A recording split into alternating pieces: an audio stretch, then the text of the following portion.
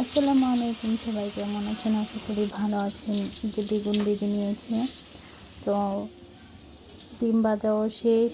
আজকে বেগুন দিয়ে ডিম দিয়ে রান্না করা হবে। এই তো, যদিও এই ক্লিপগুলি না হয়নি, প্রায় শেষ পর্যায়ে। বেগুন কষানোর পরে ডিমগুলি ঢেলে দিচ্ছে, তো একটু জাল হবে। সবাই আমাদের সাথে থাকবেন, পাশে থাকবেন।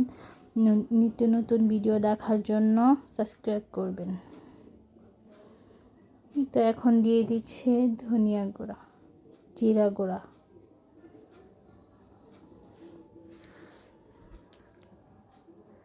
একটু নাড়াচাড়া দেওয়ার পর দিয়ে দিব ধনিয়া পাতা। একটু জাল করে নিব।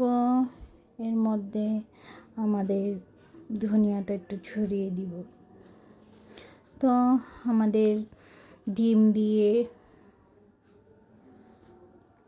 বেগুন রান্না করা শেষ।